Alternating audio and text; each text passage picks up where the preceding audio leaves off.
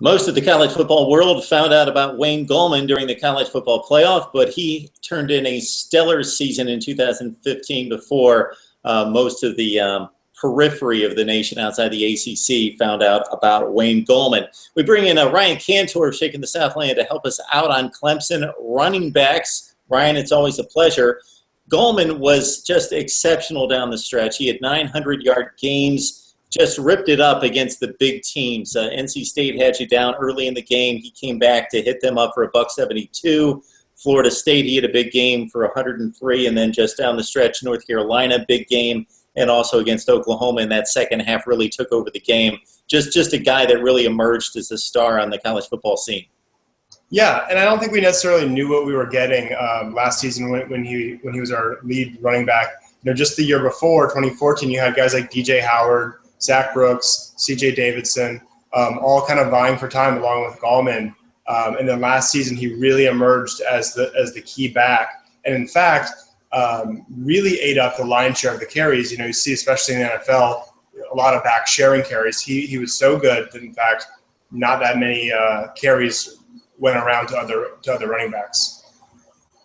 Yeah, you mentioned Zach Brooks, who is trying to make a paycheck in the NFL, not even as the lead back at Clemson, now in camp with the Seattle Seahawks. C.J. Fuller, a very interesting prospect, one of the top 30 to 35 running backs coming out of high school in 2014. Kind of leads the depth chart from there, if you can kind of size things up for us. Yeah, so I think one thing that some Clemson fans are excited about is that Clemson has a bit more depth this year with the running back core, so they won't have to rely on Gallman too heavily. I know we saw, particularly in the Wake Forest game, Gallman was banged up. They relied so heavily on Gallman. They didn't have a lot of change of pace backs. And now Tyshawn Dye is healthy, and hopefully he'll give Gallman a spell there and again.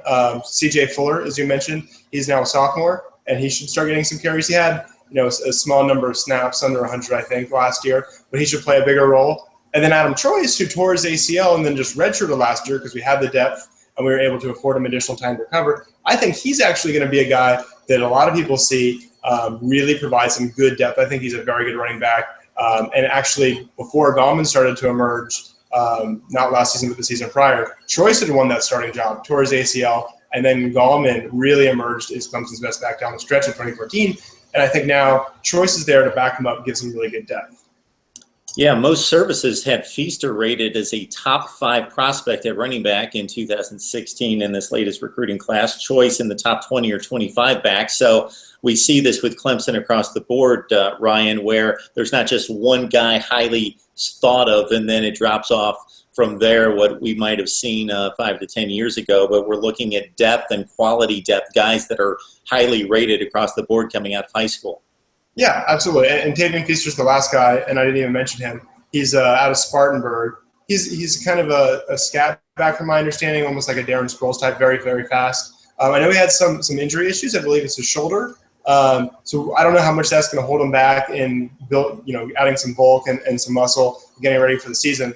But kind of depending on how that plays out, as well as just how much depth they already have.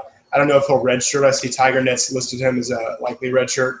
But he's another guy who can give Clemson even more depth and maybe some different looks as you hit him in swing passes and different things. Probably not a key between the tackles runner as a true freshman if he does play. All right, it's Wayne Gallman and a ton of depth behind him. Gallman, after a 1,500-yard rushing season and 14 total touchdowns, maybe on the periphery of the Heisman talk, depending on how things unfold this fall. Ryan Kantor from Shaking the Southland breaking down the Clemson Tigers at running back. Thanks, Ryan. Thank you.